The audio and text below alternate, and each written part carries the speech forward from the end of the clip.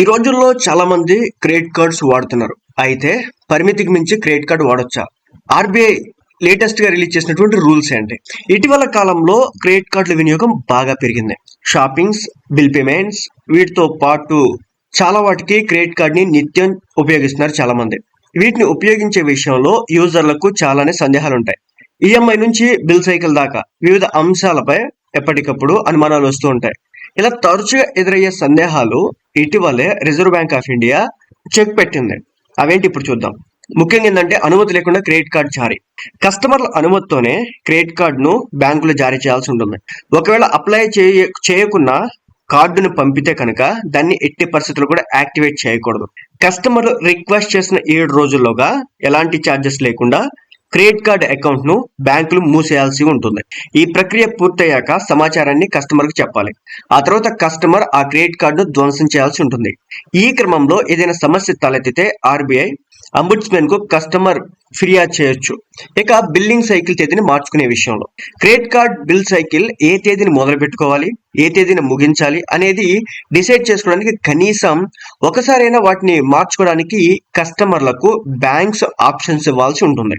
Help line, email ID, interactive voice response, internet banking, mobile app వంటి వాటి ద్వారాను billing cycle తేదీలలో మార్పులు చేయాలని చెప్పేసి యూజర్లు అయితే కోరవచ్చు అనమాట. ఇక క్రెడిట్ లిమిట్ ఎంత వరకు ఉంటుంది? ప్రతి క్రెడిట్ కార్డ్ పై ఎంత మొత్తాన్ని వాడుకోవచ్చు అనే దానికి ఒక లిమిట్ ఉంటుంది.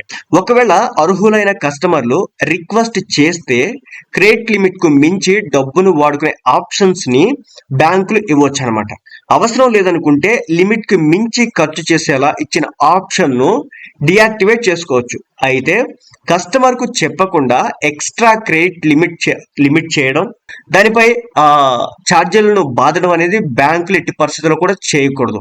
యూజర్లపై ఓవర్ లిమిట్ ఛార్జీలను వేసినప్పుడు వడ్డీ రుసుములను క్రెడిట్ లిమిట్ పరిధిలోకి తీసుకోవద్దని బ్యాంకులకైతే ఆర్బీఐ చెబుతోంది.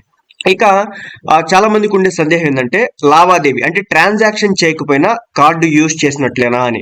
ఆర్థిక లావాదేవీలు అంటే ట్రాన్సాక్షన్స్ చేస్తేనే క్రెడిట్ కార్డును వాడినట్టుగా మీరు భావించినట్లయితే గనక మీరు పొరపాటు పడినట్టే.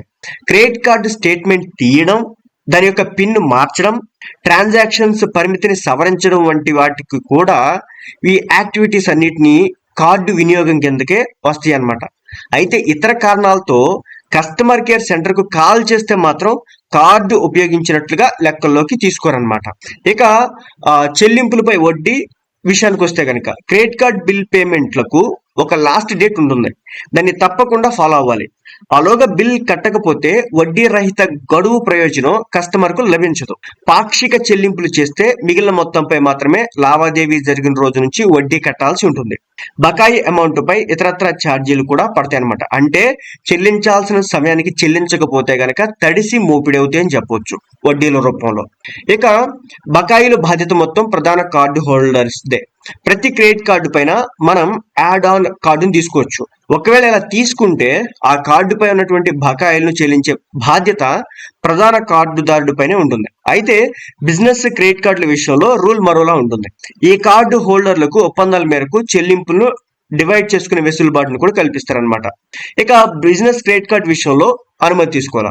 కార్పొరేట్ సంస్థలకు, వ్యాపార సంస్థలకు బిజినెస్ క్రెడిట్ కార్డులను జారీ చేస్తారు. ఈ కార్డుల యాక్టివేషన్ క్లోజర్ కు ముందు ఖచ్చితంగా వాటికి బ్యాంకులు సమాచారాన్ని అందించాలి. ఒకవేళ ఒప్పందంలో ఈ విషయాన్ని మినహాయింపు ఉంటే మాత్రం సమాచారం ఇవ్వాల్సిన అవసరం ఉండదు.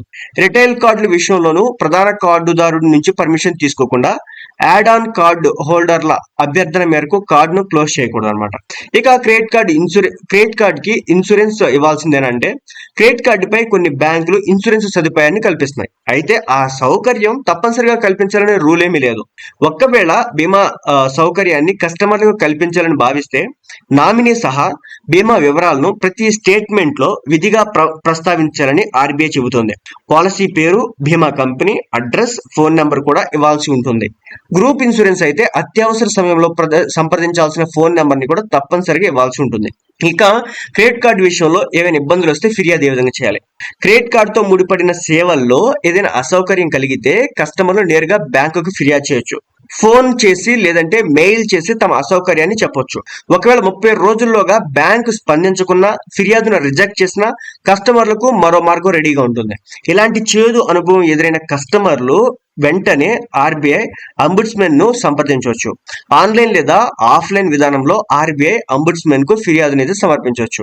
ఇక ఫైనల్ గా కార్డు డియాక్టివేషన్, బ్లాక్ విషయానికి వద్దాం. క్రెడిట్ కార్డ్ ను చాలా మంది డియాక్టివేషన్ లేదా బ్లాక్ మోడ్ లో ఉంచుతారు.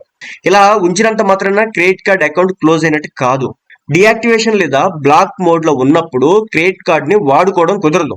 ఒకవేళ మీకు క్రెడిట్ కార్డు వద్దని భావిస్తే ఆ అకౌంట్ ను మూసేయాలని బ్యాంకుకు ప్రత్యేకంగా మీరు రిక్వెస్ట్ పెట్టాల్సి ఉంటుంది. కస్టమర్ నుంచి రిక్వెస్ట్ వచ్చాక 7 రోజుల్లో సదరు ఖాతాను బ్యాంకులు మూసేస్తాయి. ఏమైనా బకాయిలు ఉంటే కస్టమర్ కు తెలియజేయాల్సి ఉంటుంది బ్యాంకు.